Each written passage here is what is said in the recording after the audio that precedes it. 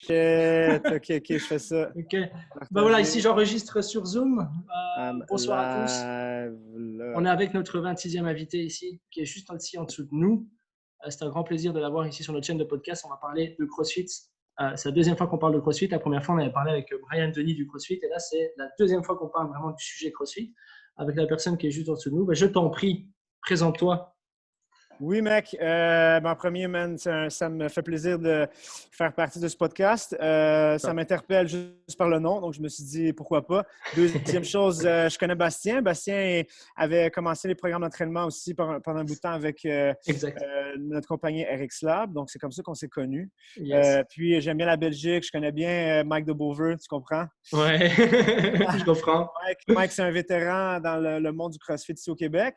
Puis on a rapidement créé un lien ensemble, étant donné qu'on a une façon de penser qui est assez similaire, je te dirais, du point de vue de développement communautaire, du point de vue entraînement. C'est aussi un gars qui a la kinésiologie aussi, qui est un kinésiologue. Donc, on se rejoint beaucoup à l'entraînement. Puis d'ailleurs, on a entraîné, on entraîne toujours, en fait, la femme qui a fini première en Belgique l'année passée Open, mais qui n'a pas pu se qualifier aux Games parce qu'elle n'avait pas. C'était Emiko Naetz. Ah oui, OK. Naetz, dans le fond, qui est entraîné par ma copine, Mirakim Couvrette. Puis donc, c'est ça, j'ai comme un lien avec la Belgique. Tu vois, un jour, je vais y aller, man. N'est pas le choix. Ah, il faut. Et on sera là pour t'accueillir avec un paquet d'Orval. Parce qu'on est là comme ça. OK, c'est bon, man. On est trop porté sur la bière, nous, ici. C'est bon, man. C'est parfait pour moi. Sinon, pour me présenter, en gros, c'est ça, Karim Alimi. Je suis de profession préparateur physique. J'ai fait mon baccalauréat, disons, ce qui est l'équivalent de sciences de l'activité physique, je dirais peut-être en Belgique. Par la suite, j'ai fait une maîtrise en psychopédagogie, donc c'est spécialisé en coaching education, donc l'éducation aux entraîneurs, comment avoir un coaching efficace. Puis j'ai entamé quelques doctorats ici et là, mais j'ai jamais allé plus loin que la revue de littérature parce que j'adorais prendre des connaissances. Puis quand c'était fait, je repartais un autre sujet, puis là, je prenais juste des connaissances, man. C'est normal.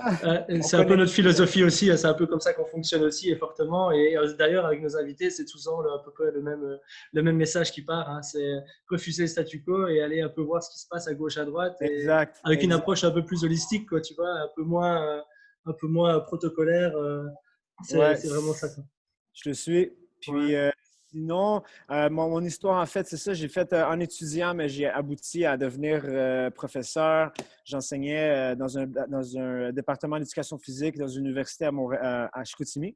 Puis, j'étais très jeune, je te dirais. Puis, à ce moment-là, je trouvais que rester dans l'enseignement le restant de ma vie, quand mon expérience terrain n'était pas très développée, c'était un peu mentir aux étudiants. Donc, je me suis dit, il faut que j'aille sur le terrain, que je fasse des années sur le terrain et je vais revenir un jour pour partager les connaissances que j'ai acquises. Donc, j'ai décidé de repartir par chez moi. Je ne sais pas si vous connaissez un peu le Québec. Malheureusement, non, mais on viendra aussi. Donc, le Québec, c'est principalement c'est la province française du Canada. Puis, tu vas avoir vers le sud Montréal, vers le nord, plus tu avances vers l'autre, tu as Québec. Tu as Chicoutimi, puis par la suite, c'est beaucoup plus loin. Moi, j'étais dans le nord, donc je suis revenu, le nord, le nord du sud, je te dirais plus, parce que le nord du Québec, t'es loin. Puis je suis revenu vers Montréal, où c'est de là que je viens.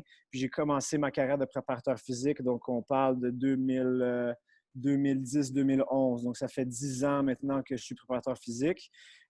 Puis dans mon aventure, donc je voulais me spécialiser en ce qu'on connaît comme le terme CrossFit. Donc dans les débuts ici, c'était vraiment le 2011, là, c'était chaud. C'était 2011, ça commençait, les centres d'entraînement commençaient à sortir jusqu'à, on va dire, un 2016, on va dire. Donc on a eu un gros 5 ans de croissance là, en termes d'entreprise. Yes. Puis dans ces années-là, j'ai été plus athlète que préparateur physique parce que je me disais, si je veux être capable de pouvoir entraîner ces athlètes, voir des athlètes élites, mais il faut que j'expérimente et que j'essaye tout, en fait. C'est là que j'ai commencé à rencontrer tous les entraîneurs qu'on peut connaître. C'est Christian Thibodeau, c'est lui qui m'a formé au début. Après ça, j'ai rencontré Marc Arenji aussi, qui est un super pro en entraînement fonctionnel. Donc, ça a tous été des mentors pour moi qui m'ont amené à un autre niveau, à re-questionner les connaissances que j'avais, puis à me propulser plus loin. Donc, c'est ça, ça a été vraiment un apprentissage d'athlète, je dirais, au début. Puis par la suite, je te dirais, les 6 dernières années qu'on a passées, 5 dernières années ont été beaucoup plus axées sur préparation physique, entraînement. Donc, voilà le bagage, grosso modo, de qu'est-ce que je représente, je crois. C'est cool, c'est déjà un bon gros résumé, déjà. Merci. Merci, man. D'accord. Ça fait plaisir, man. Déjà, la première question que j'avais envie de poser, c'est, on revient un petit peu par rapport au CrossFit parce que c'est un peu le thème. Pour toi, le CrossFit, ça veut dire quoi au niveau des sensations, ton vécu personnel, tu vois Écoute, c'est une grosse question parce que, en fait, j'aime bien ça. je relance toujours. À chaque fois, je peux parler avec des francophones de l'autre continent. Je veux toujours donner l'exemple que nous, c'est pas nécessairement qu'on est plus avancé, c'est qu'on a vécu des années avant vous dans le CrossFit. Donc, c'est comme si on était dans le futur. Ouais, c'est ça, exactement. C'est comme si dans le film Back to the Future, là, je sais ce qui va arriver chez toi, déjà, tu sais. Fait que c'est pour ça que je dis toujours, attention, guys, vous allez voir. Il y en a qui vont réaliser, qui vont se poser des questions, mais il y en a d'autres qui sont complètement submergés par le hype qui est le CrossFit. Donc, en ce moment, c'est très hype. Je nous vois un peu en 2014. Nous, on était dans les périodes des CrossFit Games. Puis tu m'aurais dit, le CrossFit, tu vas voir. Je t'aurais dit, t'es fou. Non.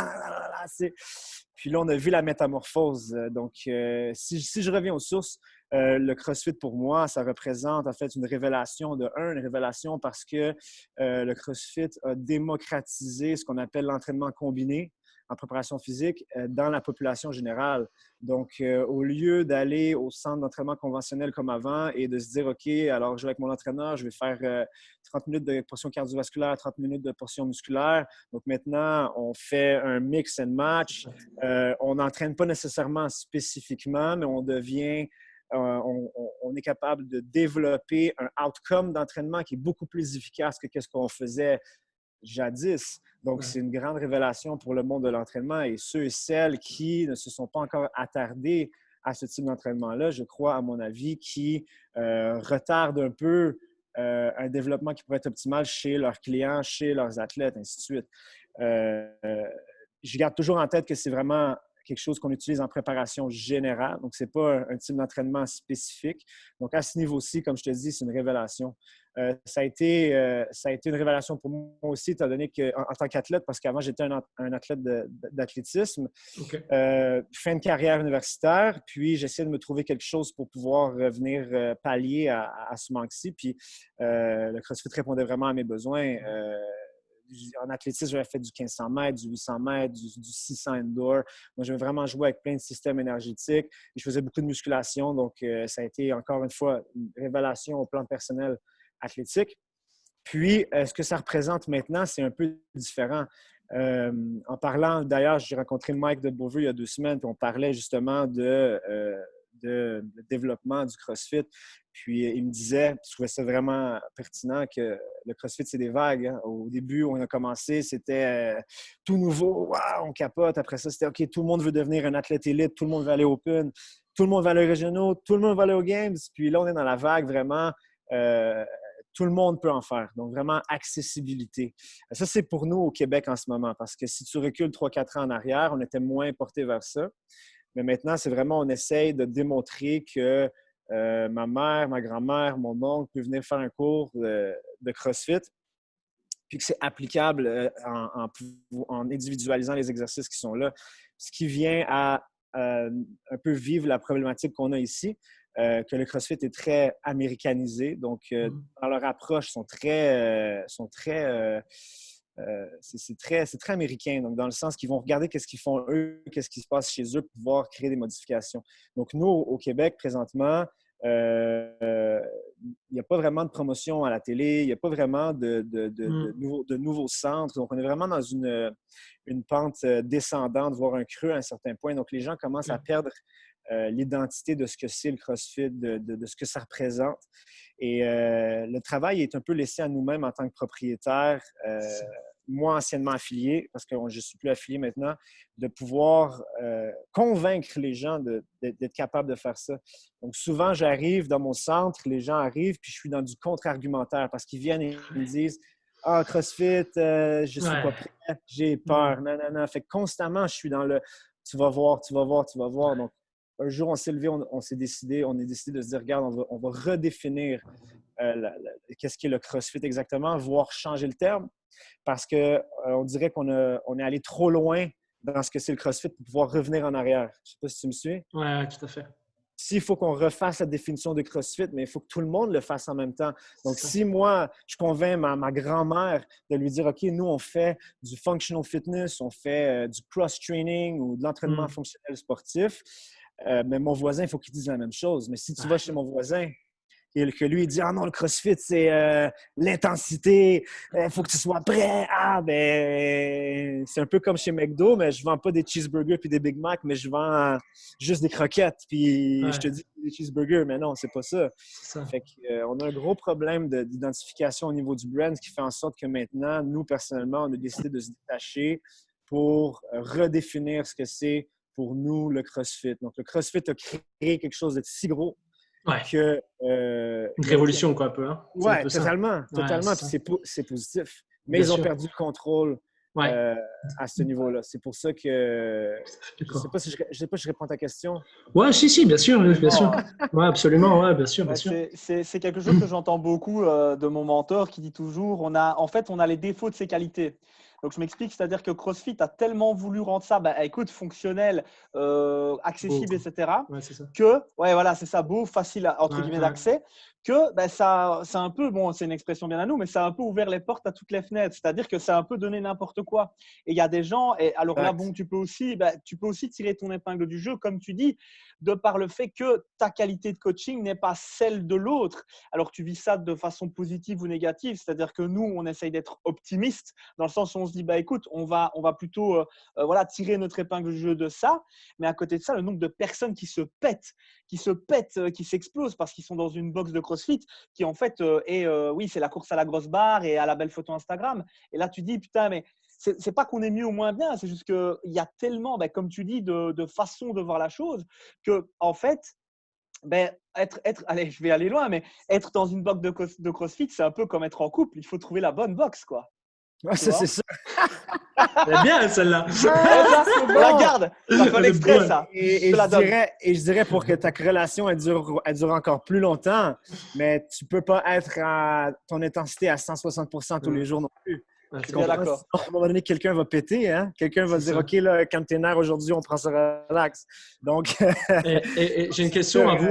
J'ai une question à vous poser tous les deux. Je me dis, en fait, tout ce qu'on dit là par rapport à ce qu'on dit par rapport au CrossFit, qu'une salle peut amener son expertise, une autre peut amener une telle autre expertise, et il peut y avoir des fois des grosses incohérences comme ça. Est-ce que le problème, avant tout, c'est pas en fait simplement que CrossFit n'a pas amené les formations nécessaires au coach CrossFit pour permettre d'avoir un apprentissage uniforme. Tu vois ce que je veux dire?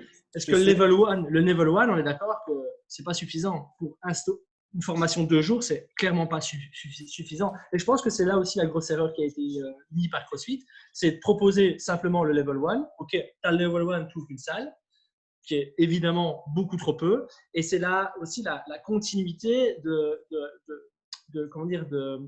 l'aide de CrossFit qui n'a pas été présente, je trouve. Parce que, voilà, je veux dire, comme tu disais tout à l'heure, tu vas à McDonald's au fin fond des États-Unis, c'est le même au fin fond de la France, entre guillemets. C'est les mêmes menus, c'est la même façon de faire, c'est la même philosophie. Le problème, c'est que dans le CrossFit, tu n'as pas ça.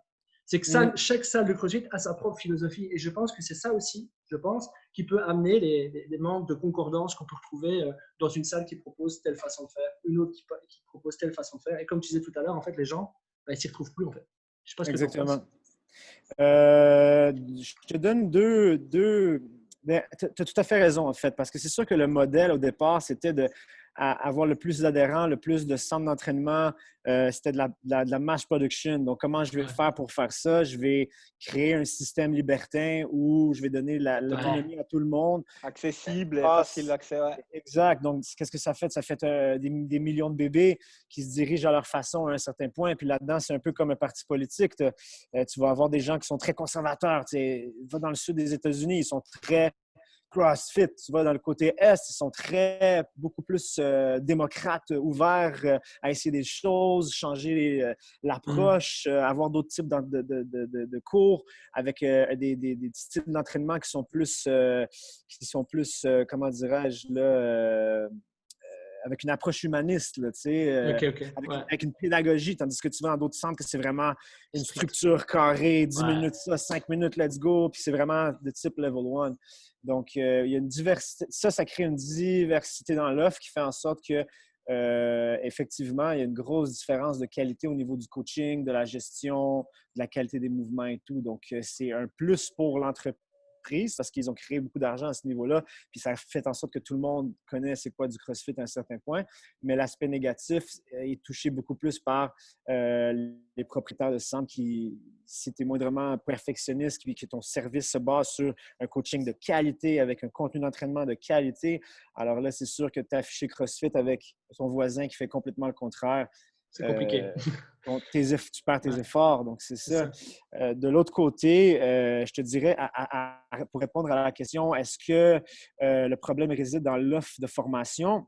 Je te dirais que ça dépend parce que est-ce que tu veux... L'objectif, je pense qu'ils ont réussi à former des gens, une multitude de gens qui, au niveau biomécanique, vont être excellents. C'est pas rare de voir, je me rappelle, j'aurais pu prendre mes étudiants du baccalauréat en éducation physique, les amener, puis dire, OK, maintenant, coacher le squat, puis prendre, par exemple, mes membres réguliers du cours de 4h30, puis leur demander la même chose, puis mes membres étaient des meilleurs. Ils l'ont répété. Ils l'ont appris de différentes façons. Donc, ça fait en sorte que le CrossFit a réussi à former des entraîneurs qui sont excellents au niveau biomécanique. Donc, souvent, je fais la référence avec, c'est des bons, les kinésiologues, ils sont comme ça aussi. Je ne sais pas si c'est la même chose en Belgique, des kinés, là, mais des spécialistes de l'entraînement.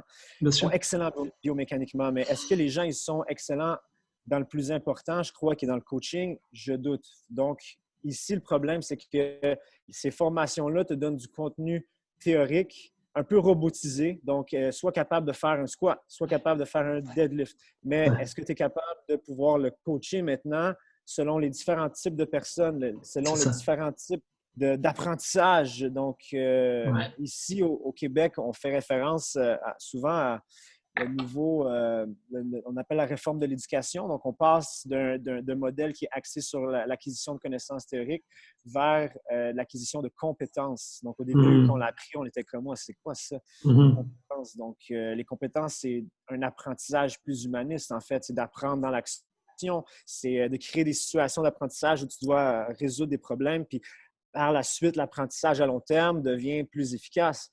Donc, ça fait en sorte que les coachs, si tu leur amènes un bagage de contenu théorique comme le Level 1, mais tu leur rajoutes ça dans une même formation, là, on rend l'apprentissage beaucoup plus efficace. Puis je pense que c'est ça qui manque dans le CrossFit, c'est qu'il n'y a pas vraiment d'approche humaniste dans l'enseignement, dans les formations.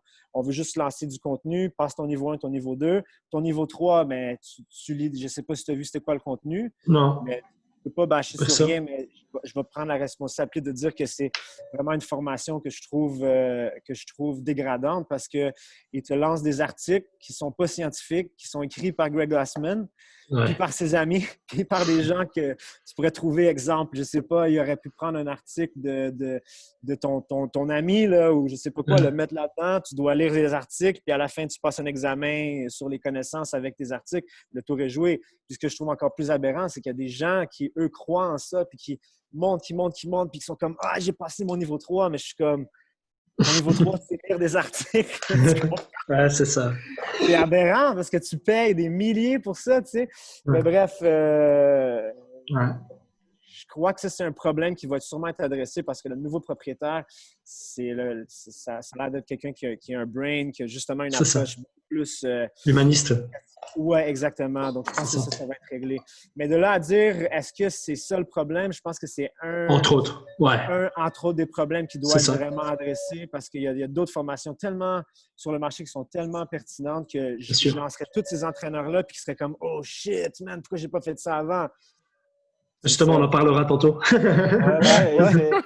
C'est ça. Et c'est vrai qu'avec tout ce qu'on entend ici, il y a des choses sur lesquelles je veux rebondir. Par exemple, on parle souvent d'apprendre des choses, mais on parle très rarement de comprendre les choses. J'avais entendu il n'y a pas longtemps, justement, je pense que c'était avec Julien Pinault, où il expliquait qu'il y a vraiment une différence entre, tu sais, emmagasiner un maximum de savoir et pouvoir recracher tout ce que tu sais et comprendre ce que tu es en train de dire, en fait. Et j'ai l'impression que par rapport à ce que tu dis, je suis 100% d'accord avec tout ce que tu viens de dire. Hein. Ça, il faut vraiment que je le dise parce que j'ai vraiment la même vision que toi. Et là, en fait, j'adore le CrossFit de par son aspect communauté. J'insiste, communauté. Donc, vraiment ce côté où avec des gens qui ont la même valeur que toi, tu les partages, comme on est en train de le faire ici avec le podcast et les gens qui sont en train de nous écouter. Mais à côté de ça, quand tu vas trop loin ou que là, c'est le pote du pote qui fait qu'en fait, c'est une vérité, etc. Là, on ne va pas vers la communauté, on va vers le sectaire. Et ça me déplaît. Exact. Tu vois, ça me déplaît parce que moi, je suis quelqu'un, et je pense que franchement, vu ta casquette, tu es comme ça aussi, je suis certain. Tu aimes bien, tu es quelqu'un d'ouvert d'esprit. Tu vois ce que je veux dire? On est des gens, on est des gens, en fait, nous, on ne confronte pas, on additionne pour améliorer les choses. T'es bon. J'adore. C'est le philosophe. J'adore. Et ça, c'est l'idée, tu vois. C'est-à-dire que quand tu parles avec quelqu'un 90% du temps, le mec va dire « Mais non, nanana, pourquoi tu fais ça ?» Mais je dis « En fait, tu ne comprends pas que ce que j'apprends ce côté-là, je l'implémente du premier et en fait, je fais qu'élever mon savoir, ma qualité de coach, en tout cas ma qualité d'être humain, je pense aussi, parce que pour moi, ça aussi, c'est mon mentor qui m'apprend ça et de toute façon, je suis totalement d'accord avec ce qu'il dit. On coach des gens, mais on coach des humains avant toute chose.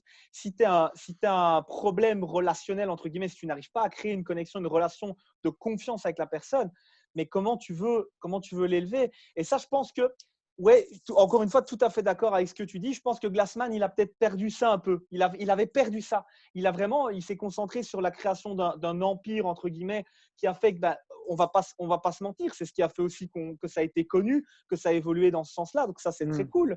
Mais il y a un moment où, ça s'est passé, voilà, avec tout ce qu'il y a eu. Bon, on en reparlera plus en détail tout à l'heure, j'en suis certain, parce qu'on en a parlé avec Bastien. Mais il y a eu ce côté où, ok, mais putain, CrossFit, qu'est-ce que vous faites pour Bastien, moi, Karim, qu'est-ce que vous faites pour nous pour être de meilleures personnes et de meilleurs coachs? À part payer pour avoir écrit CrossFit et avoir de la visibilité. Mais la visibilité, putain, maintenant, les gars, on est d'accord, la visibilité, c'est plus comme avant. Je veux dire, ça compte plus. C'est ça qui arrive. Et là, il y a eu des problèmes.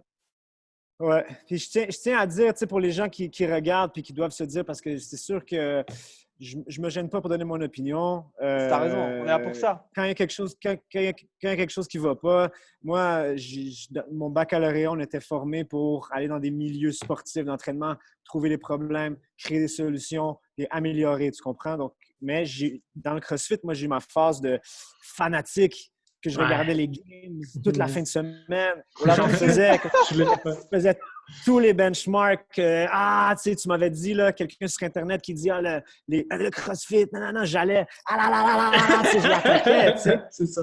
Fait que je veux juste dire ça aux gens parce que souvent, les gens, ils vont se dire, ah non, lui, il est vendu, c'est comme un ennemi pour le CrossFit. Mais en fait, non, moi, j'ai passé à travers tout ce cycle-là, puis j'ai donné beaucoup au brand, autant en termes de si enlève mon affiliation, j'ai été un athlète qui est allé dans les Open, toutes les Open depuis 2011.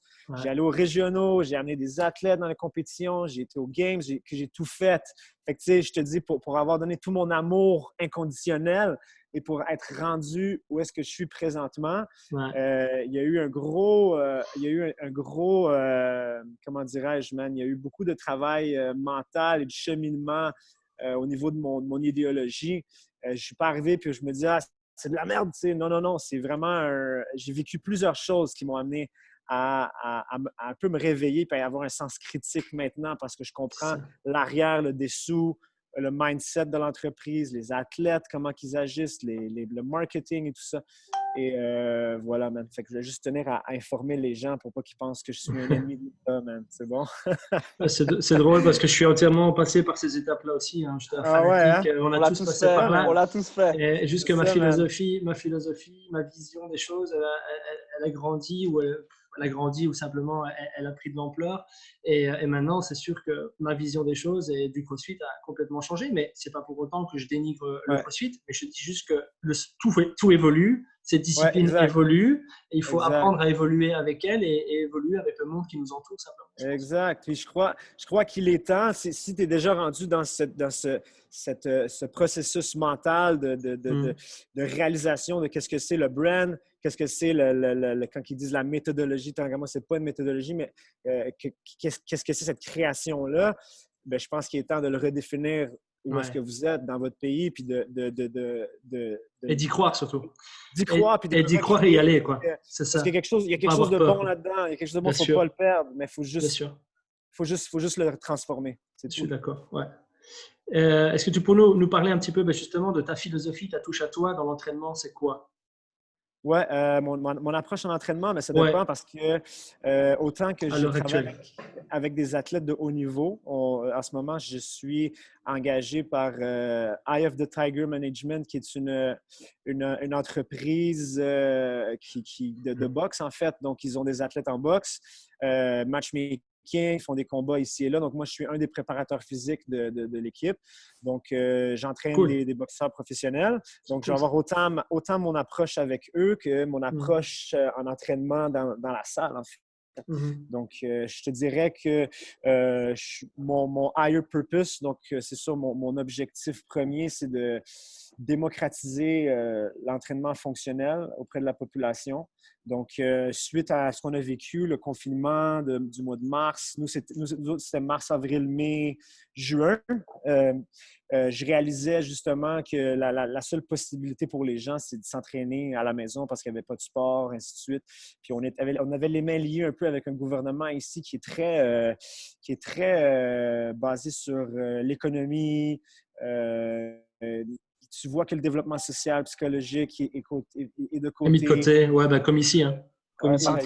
L'entraînement, tout ce qu'on apprend sur l'entraînement, c'est en fait que le niveau d'activité physique des gens, il ne cesse de diminuer à chaque année puis que tout le monde est malade. Donc, il n'y a rien qui se passe concrètement. Donc, je me suis dit, suite à ça, à la place de me dire je me lance en politique, bien, je vais essayer de passer par en dessous puis je vais essayer de créer des entités qui vont soit pousser au niveau politique, qui vont un peu faire du lobbying, mais en action. Donc, donc, je te dirais, à partir de là, j'ai continué, j'ai encore plus essayé de transformer notre approche ici pour que ça soit vraiment encore plus accessible pour tout le monde. Donc, on a créé des programmes pour les gens qui ne se sont jamais entraînés, les gens sédentaires. C'est cool. Des gens, exemple, qui ont une grosse perte de poids à faire puis qui vont s'entraîner en milieu fermé. Donc, juste un cours avec eux où est-ce qu'il n'y a personne dans le gym. Des trucs comme ça. On a créé aussi un organisme à but non lucratif. Je ne sais pas si c'est le même terme en Belgique. Si. OK. Puis, qui vise à donner des séances gratuites aux jeunes défavorisés. Car dans le voisin arrière du centre, c'est le quartier le plus défavorisé du Canada, au complet. OK. Nous, on est dans un quartier qui est très éclectique, mais il y a une grosse disparité entre riches et pauvres. Donc, tu as un côté qui va être très aisé, tu as un côté qui est assez pauvre, je te dirais. Donc, tu as une école secondaire, justement, qui a une cote de pauvreté qui est numéro 1, je crois, ou 2 au Québec. Donc, on a vraiment autour de nous autant des gens aisés qu'une grande pauvreté, beaucoup d'immigrants. Donc, on a voulu installer ça pour pouvoir les atteindre, puis leur permettre à eux aussi de faire l'entraînement fonctionnel, parce que pour en faire maintenant, mais avec un cours de groupe, il faut que tu aies de l'argent. Donc, ce n'est pas accessible pour quelqu'un qui aurait un revenu faible. Donc, c'est ça. Donc, on est très axé sur la communauté, mais la communauté externe aussi. Puis, essayer d'initier le plus de gens possible à l'entraînement fonctionnel pour qu'un jour, il y ait tellement de gens qui font l'entraînement par eux-mêmes que justement le niveau d'activité physique il s'améliore parce que sinon on va continuer à juste créer les mêmes problèmes à chaque année. Puis on a aussi, on est rentré dans les écoles aussi, on a fait un programme qu'on appelle le décathlon fonctionnel. Donc ça, c'est par notre OBNL. Puis c'est l'enseignement juste de 10 habiletés d'entraînement fonctionnel, mais pour chez les jeunes primaires, secondaires, donc chez les 11, 12, 13 ans, avec les professeurs d'éducation physique. Donc, ils ont 6 séances d'éducation physique. On a fait 6 séances avec vraiment l'enseignement de le burpees, le squat. Ils ont des vidéos, ils vont avoir un poster bientôt. Donc, le but, c'est qu'on puisse installer ça dans toutes les écoles du Québec, puis que les jeunes, après un certain moment, s'ils se font reconfiner un jour, ils se disent « Ah, je veux garder la forme, OK, let's go, burpee squat ». C'est parti, tu sais. Donc, c'est vraiment la fameuse phrase qui dit « Sois le changement que tu veux être dans ce monde ». C'est exactement ça, ce que tu dis là. C'est que tu amènes un changement que tu sais très bien que la politique ne te suivra jamais. À l'heure actuelle, on sait très bien que c'est tellement pourri de chez pourri, qu'il ne faut rien attendre d'eux et que c'est toi, comme tu l'as dit, à prendre les choses en main et par les piliers et par les outils que tu as, vas-y, let's go. Parce qu'il y a tellement il y a des gens qui essaient de changer les politiques, mais les politiques sont rigides. Puis jusqu'à temps qu'il y ait quelqu'un qui le fasse, ça va prendre du temps. Donc, pourquoi pas former la jeunesse, que cette jeunesse-là va devenir politicien et ils vont se dire, OK, ça, c'est important. Donc, je pense que c'est ça. Donc, pour l'approche d'entraînement, je te dirais, avec la population, on est très axé sur démocratisation de l'entraînement. Sinon, j'ai aussi mon approche en entraînement qui est en préparation physique. Donc, là-dessus, si tu veux me spécifier une question, man, ça m'aiderait un peu parce qu'il y a tellement de choses, mon gars, que… Non, mais j'aime bien, moi, les questions un peu comme ça, générales et les réponses un peu générales. J'aime bien ça. J'adore ça. Laisse aller où tu veux. Vas-y, Karim. OK, man. Dans le fond, je te dirais que en préparation physique, je suis quelqu'un de très structuré. Je vais tout le temps bien périodiser là, accumulation, intensification, ainsi de suite. J'ai toujours un œil critique pour garder les athlètes en santé. Donc, j'ai un côté structurel qui est toujours très, très marqué dans les entraînements. Okay. Je me rappelle très bien. Je me rappelle très bien parce que tu l'as dit au début, hein, j'ai suivi ta programmation. Moi, j'ai été par toutes les programmations, hein, comme un peu chacun, je pense. On a été un peu pioché à gauche, à droite. Et je voulais te dire que tu as été la meilleure. Oh, merci, man. C'est gentil. Parce que, en fait, simplement, parce que ce que tu dis là, je l'ai directement compris. Et ça faisait aussi partie de ma philosophie. J'adore. C'était top. Franchement, vas-y, continue. J'adore. Merci, man. Bien, c'est ça, nous, ce qu'on a fait ça fait depuis 2013. On amène la préparation physique, par exemple, dans l'entraînement CrossFit, dans l'entraînement Functional Fitness. Donc, on essaie de faire comprendre aux athlètes que tu ne peux pas juste faire AMRAP 20 minutes, ainsi de suite, mais il faut que tu t'entraînes pour ça. Il faut que tu travailles sur les débalancements musculaires. Puis, ils ont tous des débalancements très prononcés de base. Là, press, bent over action. J'ai mal au dos, j'ai pas d'abdos, j'ai pas de fesses, j'ai pas d'ischio. Donc, c'est simple, la roue, elle tourne, puis la personne qui renonce là-dessus pendant 4 ans, je la vois à la 5e année. « Ah, je suis blessé, je vais aller voir eux parce que… » tu sais, c'est ça. C'est écrit dans le ciel, mais parce qu'on a compris c'était quoi la roulette là-dedans. Mais bref, avec des athlètes, ça va être la même approche. J'ai des boxeurs. Les boxeurs, ils sont tous penchés un peu vers l'avant. Ils sont sur une jambe en avant. Il y a un débalancement qui se fait. Fait que toute l'approche structurelle de pre-ab, rehab que vous allez voir fort probablement avec May. Sûrement, tu la connais. Oui, bien sûr. Donc, May, elle travaille dans mon gym. Puis, c'est une référence aussi. Elle voit quelques de mes boxeurs. Donc, on travaille dans le même axe. Donc, c'est chouette. C'est ça. Puis, sinon, c'est ça. Je suis très axé, je te dirais, développement de la vitesse, développement de la puissance. Je travaille beaucoup avec les calculateurs de vitesse aussi. Là, je commence à beaucoup apprivoiser l'outil. Puis j'essaie graduellement d'incorporer ces techniques d'entraînement-là vers les athlètes en functional fitness aussi pour développer vélocité sans surcharger le corps, sans créer de surcharge sur la cage thoracique, ainsi de suite. Cool. Donc, c'est là que je suis en ce moment, je te dirais. Parfait. Et toi, tu t'entraînes toujours comme ça aussi? Tu t'entraînes toujours autant qu'avant? Parce que je voulais venir par rapport à ça, et c'est ma question qui va suivre après. C'était un peu parler de ton expérience en tant qu'athlète des Games. Quel est le chemin qui t'a permis d'en arriver là, à ce niveau, en fait? OK. Je te dirais que ce qui m'a apporté là-bas, en fait, la première année, Je suis allé aux Games en 2015 en équipe. Écoute, en 2015, ça va faire 10 ans, j'avais 25 ans. Donc, à 25 ans, man, non, j'avais pas 25 ans. 2015, j'avais 30 ans, excuse-moi. Donc, ça fait 5 ans. Ouf, excuse-moi, man. Tu recasses. J'avais 30 ans. J'ai commencé le CrossFit à 25 ans, moi. Donc, dans le fond, j'ai fait 25 à 26 réguliers, genre cours de groupe. Puis par la suite, j'ai commencé vraiment à m'entraîner plus sérieusement à 26 ans, 2 fois par jour ici et là. Mais on ne faisait pas autant de volume que ce que les athlètes font maintenant. Maintenant, c'est du 2 fois par jour, mais 2 grosses séances. Dans le temps, je me rappelle, 2014, 2015, on était en avance sur les autres parce que nous, on faisait du 2 sessions par jour. Puis dans le temps, c'était pas très connu. Les gens venaient faire une séance, c'était fini. Nous, on faisait notre journée d'entraînement le matin, break, midi, on mangeait. Après ça, on allait à la piste d'athlétisme, on allait faire un entraînement dans le gym. On faisait vraiment un peu de tout.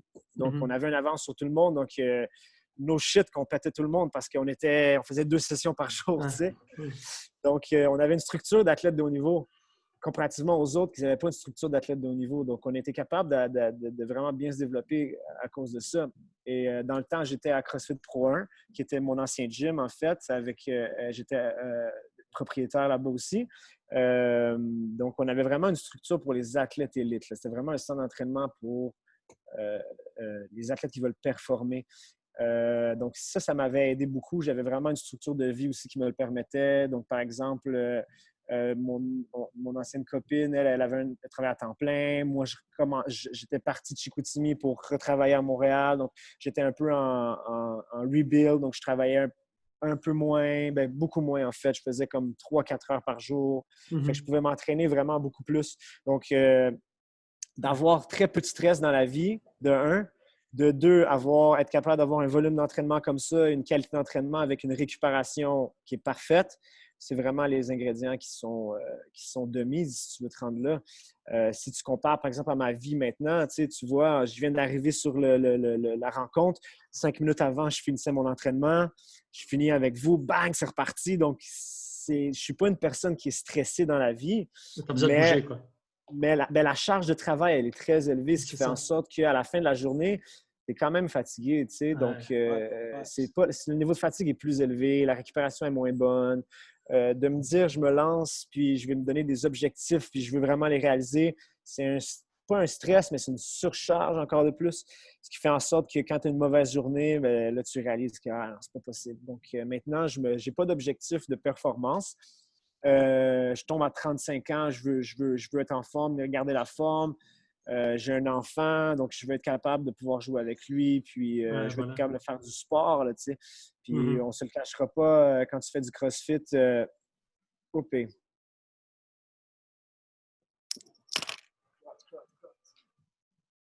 Ah bon? Ah, il a coupé. Je pense qu'il a, il y a eu une petite coupure. Il y a un client qui vient de toquer. Ah merde, il y a un nouveau client. Attendez, monsieur, j'arrive. On a tous eu ça, ouais. Tu es en train de t'entraîner, il y a un client qui arrive, un futur client qui arrive dans la salle. Oh, je m'arrête. En tout cas, c'est très intéressant. Hein. On est en train de parler de vraiment de choses très intéressantes. J'espère que les gens qui nous écoutent apprécient aussi.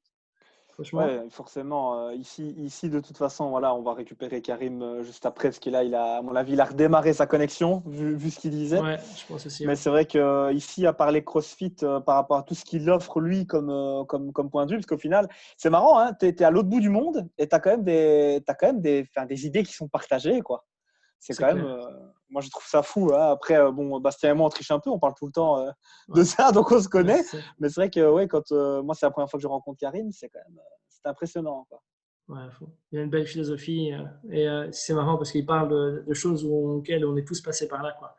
Enfin, en tant que moi, ça fait 8 ans que je suis dans le CrossFit et au final, ça n'a fait que évoluer. Et ce qu'il dit, c'est exactement les étapes auxquelles je suis passé. Quoi. Et c'est top. Enfin, et moi, je suis arrivé il y a 5 ans. Donc, toi, ça fait déjà, parce que tu es bon, pour ceux qui ne le savent pas encore, c'était mon premier coach, hein, Bastien. Donc, c'est ça. Ouais, c'est vrai qu'on a partagé ça. Moi, en tant qu'adhérent, toi, en tant que coach, on a vécu les mêmes étapes au final. C'est marrant de se rappeler ça. À fond. J'espère que Karim va nous rejoindre, mais je pense que oui, elle va bientôt nous rejoindre. Je peux quand même lui renvoyer le lien, mais je pense qu'il n'y aura pas de problème. À mon avis, je te dis, il a dû recommencer, il a dû redémarrer. Ouais.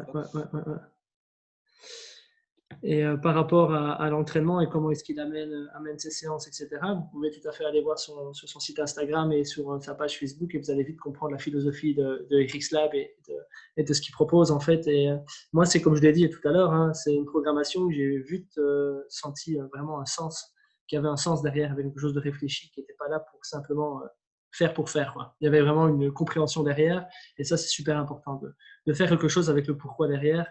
Et lui, il apportait vraiment ce pourquoi et c'était vraiment quelque chose de très appréciable. Après, évidemment, j'ai évolué et que voilà, j'ai commencé à partir sur autre chose, mais ça reste vraiment une très, très belle expérience.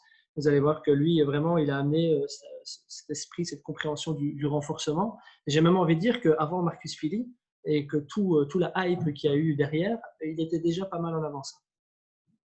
À partir du moment où tu commences à parler de structure, il y en a, à mon avis, qui font des yeux un peu « oh là là ». Ouais. Parce que quand tu parles de structure, ça a l'air d'être complètement un peu tiré par les cheveux, alors que la structure, c'est la base. La problématique étant que c'est rarement sexy de travailler la structure. Et donc, c'est pour ça que très peu de coachs, enfin, je ne vais pas dire ça, mais il y a beaucoup de coachs qui passent à côté parce qu'en fait, c'est plus difficile à vendre. Alors qu'au final, je peux vous l'assurer, 100% des athlètes, en tout cas des pratiquants de CrossFit, qui bossent leur structure n'ont que des retours positifs après, en fait. C'est ça. C'est simplement si tu veux tenir dans un sport, et plus particulièrement dans le CrossFit, qui est quand même un sport assez contraignant, Oui. il faut pas se leurrer. Hein, on n'est pas en train je dis pas que le tennis ou le football, c'est pas contraignant, mais le CrossFit, c'est quand même des choses… bon, on te demande de faire de la gym, de te suspendre à une cage. C'est moins spécifique. Ouais, voilà, c'est ça. et ça bouge un peu dans tous les sens. Si évidemment la structure n'est pas bonne, c'est sûr et certain que les blessures, elles peuvent être plus facilement présentes. Et c'est un peu ça aussi des fois qui donne une mauvaise réputation au CrossFit, mais c'est simplement si tu te respectes et si tu respectes les fondations, je ne vois pas pourquoi ça casserait. Enfin, voilà, Karim, on est en train de parler tous les deux. Excuse-moi, man. Excuse-moi. Ça casse pas. Pas de souci. Ça casse pas. On parlait principalement de structure là, justement. On disait qu'on était tout à fait d'accord, encore une fois, hein, bon, on ne va pas se le cacher. On était d'accord avec ce que tu disais par rapport à la structure et on disait qu'il y avait beaucoup de coachs, etc., en tout cas en Belgique, qui avaient un peu du mal à vendre ça parce qu'en fait, le côté structurel, ce n'est pas sexy. Et j'en ai beaucoup, hein, des adhérents, etc., qui me disent ouais, tu sais, faire des belles planches, aller chercher un travail vraiment de travail d'oblique en profondeur, etc., ce n'est pas sexy. Mais qu'est-ce que c'est efficace, quoi. Encore une fois, je l'ai déjà dit une fois, il y a un petit temps que je peux me permettre de le répéter. Moi, en travaillant uniquement en oblique opener, donc méthode Strong Fit, vraiment prendre conscience de mes obliques au lieu d'aller tout le temps dans le grand droit au niveau de mes abdos, j'étais tout le temps cassé en fait en deadlift. Hein. Je prenais beaucoup dans le dos, tu vois. Bon, le truc, à mon avis, ça doit parler à beaucoup de gens. Ouais. Et donc, j'avais peur. Et en fait, en allant chercher l'activation de mes obliques, sur un mois et demi, j'ai gagné 20 kilos sur mon deadlift. Je suis passé de 150 à 170 kilos en RM pour un poids de corps à 75 kilos. Et là, je me suis dit, putain, là, il y a vraiment un truc à aller chercher. Et c'est que du travail de structure, ça, les gars. Que ça. Exactement. Puis, tu vas voir souvent, les athlètes par exemple, j'ai eu dans la dernière année, j'ai eu deux nouvelles athlètes, dont une qui avait fini, je pense, 150 Open au monde. Puis, elle, c'est juste du travail structurel, en fait, parce que c'est une machine de gymnastique. Elle peut le produire. Son corps produit du wattage exceptionnel. Mais si tu n'es pas capable de contrôler cette puissance-là, bien, ça devient un tas de ferraille à un certain point parce que tu vas frapper un mur. Donc, c'est de prendre conscience de qu'est-ce qui sont tes faiblesses, puis les isoler, puis les travailler. Puis, ça prend un certain niveau de connaissance sur soi. Puis de volonté de concéder parce que clairement, c'est des gens qui ont vécu soit des blessures, qui ne savent plus où aller, ou c'est des gens qui font des… Tu vois que leur mouvement est un peu décousu, il est un peu… autant je vais voir les deux, j'ai quelqu'un qui bouge parfaitement, mais qui est trop de faiblesse au niveau de l'isolation musculaire. Puis tu peux avoir une autre personne qui va bouger vraiment pas bien parce que son tronc est absolument pas connecté avec le reste de son corps. Yes. Donc, c'est ça. Mais ça prend… Avant que les athlètes de ton centre, les membres de ton centre commencent en fait, ce que tu as dit concernant le fait que c'est pas sexy, c'est vrai. Je te dirais que je recule 3 ans en arrière. Les membres de mon centre, je pouvais avoir un 15% que c'était des athlètes. 85%, c'est des membres qui viennent s'entraîner monsieur, madame, tout le monde tous les jours. D'accord, ouais. Donc, il y avait beaucoup d'éducation à faire avec ce 15 %-là. Maintenant, les athlètes sont rendus à 5 % contre 95 %. Puis les athlètes ils ont encore une meilleure compréhension. Puis ils ont totalement adopté cette approche-là parce que ça fait des années qu'ils font du CrossFit. Puis ils savent que s'ils ne font pas ça, à la fin du bloc, ils vont se blesser ou ils vont faire une grosse compétition. Ça va leur prendre 3 semaines sans remettre parce qu'ils sont blessés. Donc, ils ont senti la différence et ils l'appliquent. Puis ça va être aussi efficace chez les athlètes de très haut niveau. Donc ici, on a, par exemple, Caroline Reason-Thibault qui a fini 11e au monde cette année. Puis dans son régime d'entraînement, mais il y a toujours une partie musculation, que ce soit de la base comme des bent over row, du reverse fly, du dumbbell Z-press, il y en a toujours.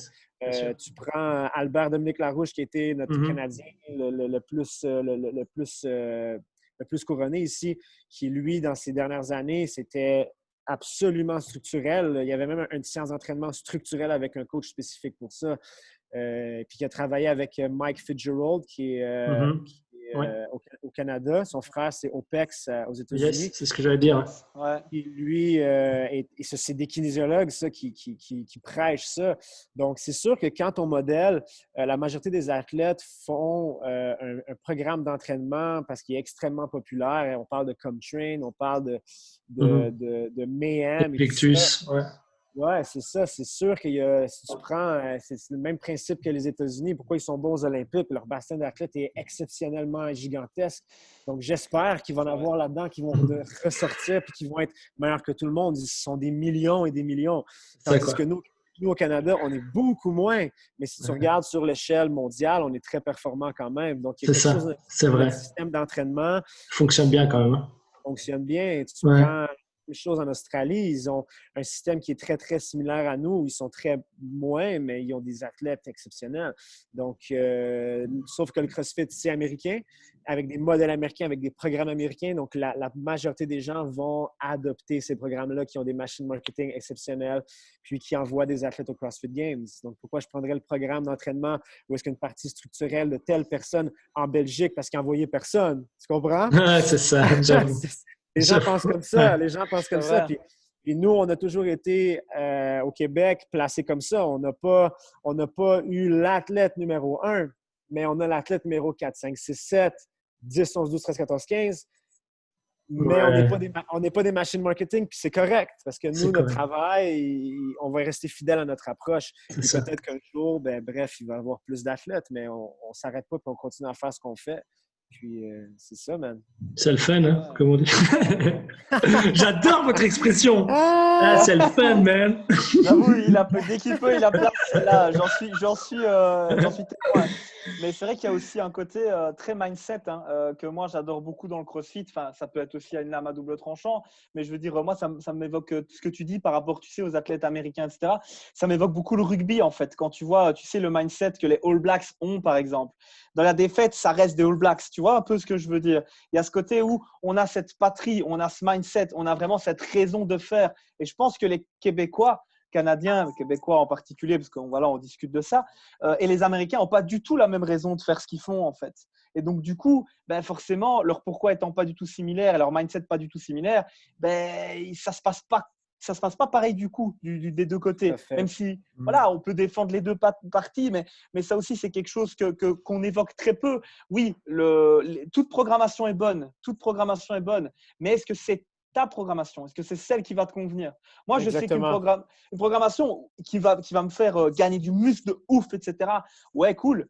Mais si je me marre pas, non. Enfin, non. Ça me… mais moi, c'est le fun qui compte. C'est le fun. Oui, moi, oui. Bien sûr, mais encore une fois, voilà, c'est un mindset, encore une fois. Parce que moi, mon mindset, c'est un peu comme toi, tu disais, mon mindset à moi, c'est pas de dire, ouais, regarde, tu vois, le mec là, c'est moi qui l'ai entraîné. C'est de dire, OK, tu veux bouger, moi, je vais t'aider à bouger. Je veux que tu sois bien. Je veux que tu passes un bon moment. Je veux pas que tu sois le meilleur athlète. Si tu veux être le meilleur athlète, on peut trouver des solutions ensemble.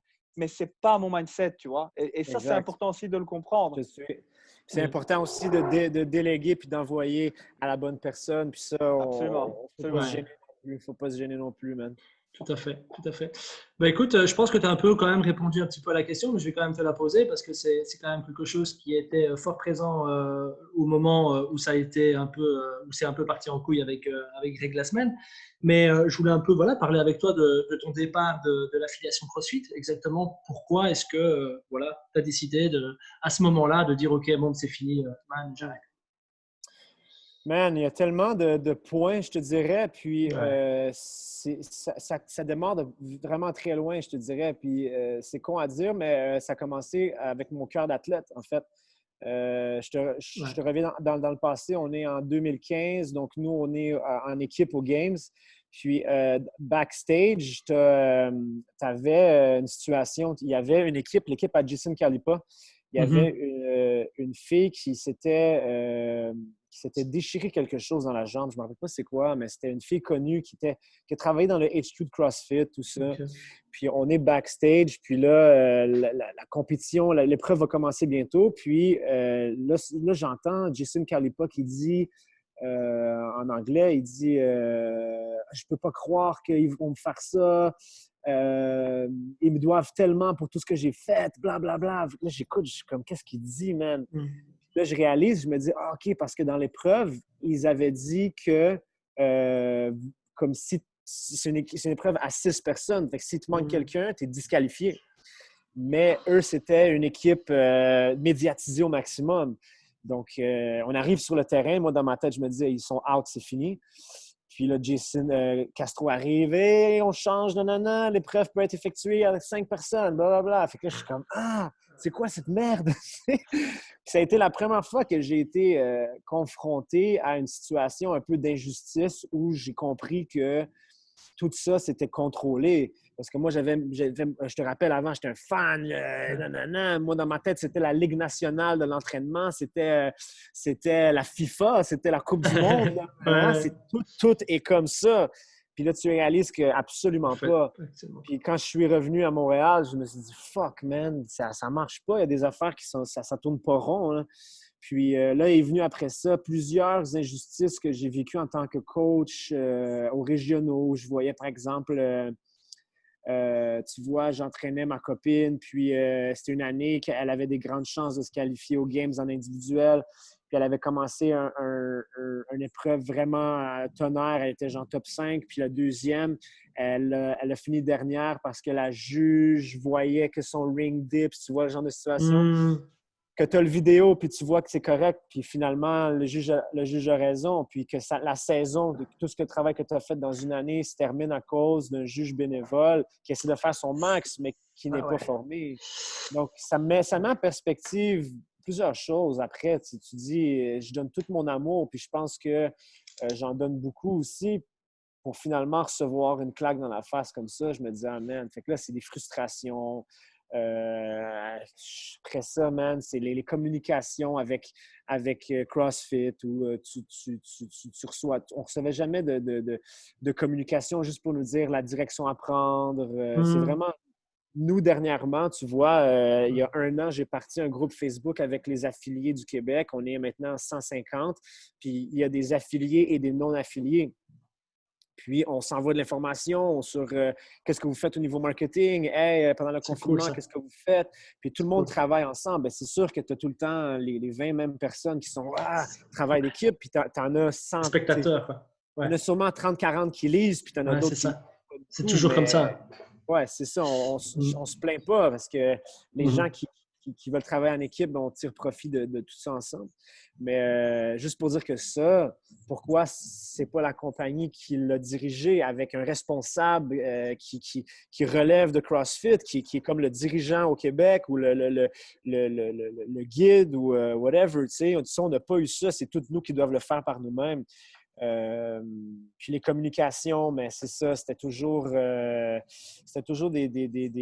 emails en retard, des cartes de Noël au mois de février, des trucs comme ça. C'est pas pro, quoi. C'est pas pro.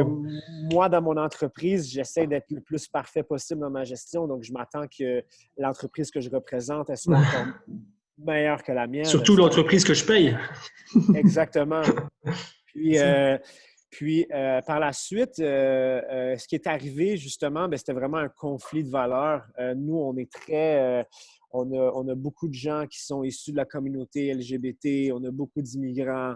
Notre centre d'entraînement, on a 60% de femmes, 40% d'hommes. On est vraiment, je pense, une plaque tournante au plan de la diversité. Puis, on s'est affiché au départ comme un centre, un centre qui est plus qu'un centre d'entraînement. Donc, quand c'est parti la première fois, là, j'ai dit, là, il a perdu les pédales. Puis, quand c'est parti le lendemain, je me disais, non, là, c'est la goutte qui fait déborder le vase. Puis là, après, par la suite, il y a eu tous les trucs d'allégation. Puis, je savais que ce milieu-là est un milieu très boys club, qui est un milieu très discriminant. Tu vas prendre, par exemple, ton level 1. J'ai un grand respect pour tous les formateurs, tu sais. Mais une structure où les nouveaux doivent démontrer qu'ils ont leur place, où tu as des règles que tu dois respecter, puis que tu dois... tu comprends ce que je veux dire? Je comprends. C'est un peu arriéré à un certain point, tant qu'à moi. J'ai ma partenaire, elle, qui était allée faire justement là, une formation pour ça, puis elle était obligée de s'entraîner sur l'heure du midi. Tu ne manges pas, tu vas t'entraîner, puis tu vas manger sur le side. Elle est comme, non, je vais manger. C'est un peu je comprends qu'il y a une structure, mais c'est très américain, armé un peu. Donc, c'est vraiment pas des valeurs qui, pour nous attachent ici, je crois, au Québec. Et c'est ça, man. Et tes adhérents, comment est-ce qu'ils ont réagi par rapport à ça? Je crois, ici, on a été le premier centre au Québec à mettre le pied au sol puis à dire, OK, nous, on s'en va. 10 minutes après, je savais qu'il y avait aussi le centre de Michel Le Temple j'avais communiqué avec elle. On faisait l'idée en même temps, je crois. Donc, on a été quelques centres, je crois, au Québec qui ont parti le mouvement, mais on n'a vraiment pas eu beaucoup de gens qui se sont désaffiliés, en fait. La majorité sont encore affiliés. Donc, je crois que CrossFit doit faire quelque chose de bien en ce moment, à un certain point. Pour les membres, on a eu juste des gens qui nous ont supportés là-dedans. Cool. Un an avant, j'avais fait justement un sondage pour savoir, bon, mais si on se désaffilie, vous, qu'est-ce que vous en pensez? Puis la majorité des gens disaient, on s'en balance, on ne vient pas ici parce que c'est l'Open, on vient ici pour s'entraîner. J'étais comme, oh shit, OK. Puis d'autre côté, j'avais comme 5-10 personnes qui me disaient, ah oui, les Open, ou ah, tu sais, 10 personnes sur, par exemple, 400 personnes. C'est pas beaucoup, là. Fait que c'est ça. Fait qu'on a eu vraiment un support de tout le monde. Puis l'événement s'est estompé aussi vite qu'en 2-3 jours. Donc, les gens ont oublié. Mais pour nous, c'est nos valeurs. Puis c'est ça, t'as respecté tes valeurs, quoi. C'est ça. Et je voulais te dire que j'adorais ta salle, en fait. Parce qu'en fait, ça s'appelle le vestiaire. Pourquoi est-ce que tu l'as appelé le vestiaire? Et raconte-nous un petit peu toute la déco qu'il y a derrière, toutes les pensées qu'il y a derrière, parce que... Ah ouais, il y en a beaucoup, man. Écoute, le vestiaire, en fait, c'est parce qu'on met le social au devant de tout. Donc, notre slogan au début, c'était chez nous, le social performe. Donc, on se disait qu'en créant des relations sociales, en créant une communauté, mais... Ah, on vient de le perdre. Ah non! Ça a bugué peut-être, ouais. Peut-être qu'il va revenir, peut-être qu'il ne va pas revenir. En tout cas, il frise bien là.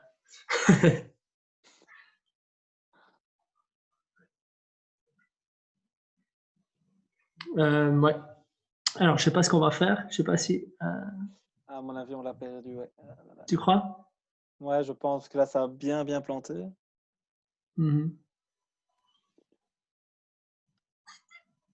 Ah. Quoi, il revient? J'ai vu du son, en tout cas. Ouais, excusez-nous pour ça. On va bientôt de toute façon finir. De toute façon, c'est toujours ça. Un BNG Podcast, on se dit on va partir sur un truc d'une demi-heure, 3/4 d'heure. Mais en fait, ça ne dure jamais une demi-heure, 3/4 d'heure. Tu fais fois 2 fois 3. Ouais, c'est ça. C'est ça, exactement. Il y a toujours à dire et ça prend toujours du temps. ceux qui aiment bien les longs podcasts, voilà, vous êtes servis. Ceux qui n'aiment pas les longs podcasts, désolé. Mais vous pouvez l'écouter en plusieurs parties, hein, ça fait du plaisir. Pas de souci avec ça. Pas de souci avec ça. Je vais attendre encore un petit peu et à la limite, s'il ne revient pas, on mettra fin à la conversation, mais j'espère pas, parce que ce serait un peu dommage. En tout cas, je voulais vous dire quelque chose à la communauté qui nous suit, les gens qui nous suivent de loin ou de plus proche. N'hésitez pas évidemment à commenter, à partager ce qu'on propose. Ça nous donne de la force et évidemment, on en a besoin. Hein. La visibilité, c'est toujours bien parce que le but, c'est d'aider un maximum de gens et de se faire connaître. Hein, c'est le but. Et pour ça, on a besoin de vous. On a besoin de vous. N'hésitez pas à commenter, partager. N'oubliez pas qu'on est aussi présent sur Spotify, des plateformes de podcast, Spotify, Google Podcast, Spotbean, et sur YouTube, évidemment, si vous êtes plutôt visuel et que vous préférez nous voir parler avec l'invité. C'est tout à fait possible. Ici, on a justement Mike de Bover qui demande un petit peu notre background. Hein, donc, j'en profite un petit peu vu qu'on n'est plus que tous les deux. On va en profiter. Moi, je suis beaucoup CrossFit, forcément. C'est vraiment ça que je fais. Donc, je m'entraîne dans la région liégeoise, à Warem, plus précisément à CrossFit Reycan. C'est là que j'ai, pour ainsi dire, quasiment tout appris. Le reste, c'est avec Bastien que j'ai appris. Sinon, je mets en avant énormément la neuro que je suis en train d'apprendre, notamment avec Institut IP, etc. Et de toute façon aussi, là plus spécifiquement, la méthode StrongFit, ça fait plus ou moins 2 ans que je suis à fond dedans. Mais voilà, principalement, oui, c'est ça. Hein, c'est gros travail de mindset aussi, toujours aller rechercher le CrossFit. Mais comme on en parle avec Karim, toujours aller chercher ce côté renforcer la structure, renforcer le pourquoi, toujours avoir des attentes des objectifs qui sont toujours un petit peu plus haut, un petit peu plus loin, histoire de s'améliorer. Je suis un gros adepte du 0,01% d'amélioration tous les jours parce que je pense qu'à la fin de l'année, c'est vraiment un game changer. Et pareil, je pense que là, j'ai 31 ans. Je n'ai jamais été aussi fit de ma vie, autant dans ma tête que dans mon corps. Et ça, je le souhaite à n'importe qui de pouvoir se dire ça. Toujours, il n'y a pas d'âge, hein, les gars. Il n'y a vraiment pas d'âge. Le côté, ça, je pense que Bastien sera d'accord avec moi, même s'il est un petit peu plus jeune. Dis pas nos âges. Dis pas nos âges. Tu n'as pas 30 ans, je peux le dire. Ouais. Mais voilà, donc moi, c'est plutôt ce côté. Et puis bon, de temps en temps, parce que là, c'est l'avantage aussi de faire partie de la même bulle, de temps en temps, on s'entraîne ensemble avec Bastien. Voilà, c'est ça, exactement. Moi, je viens plus du basketball. C'est un truc que j'ai développé. C'est mon sport de prédilection. Je suis fan de basket, je suis fan de la NBA. C'est la preuve. Hein, Los Angeles Lakers, c'est mon équipe. Avant que LeBron arrive, hein, bien avant. Parce qu'il y a toujours des fans quand il y a un gros joueur qui arrive dans l'équipe. Mais voilà, après moi, j'ai connu CrossFit il y a plus ou moins 8 ans. Je coach depuis plus ou moins 5 ans. J'ai un parcours, on va dire, plus d'ordre connaissance de soi. Je dirais dans le sens où connaissance de moi, c'est plutôt apprendre par moi-même, aller explorer à gauche, à droite ce qui se fait, avoir un esprit critique toujours. Là, je viens d'avoir Karim qui dit que sa connexion est out. Il va réessayer. Ce que je propose, c'est de mettre en parenthèse le podcast. Et alors, de toute façon, quoi qu'il arrive, on va mettre une suite, on va attendre qu'il revienne et alors on fera la suite. Il reste quelques questions que je voulais vraiment lui poser. Alors, ce podcast sera en 2 étapes. Ça va ? À tout de suite pour ceux qui nous suivent. À tout de suite. À tout de suite.